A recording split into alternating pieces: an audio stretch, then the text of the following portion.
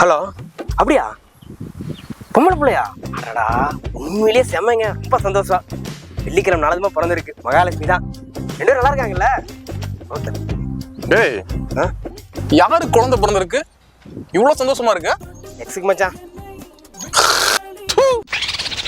அவளே உன்னை விட்டுட்டு இன்னொருத்தனை கல்யாணம் பண்ணிட்டு போயிட்டா, அவளுக்கு குழந்தை பிறந்திருக்கா, இவர் சந்தோஷப்படுறாராம்.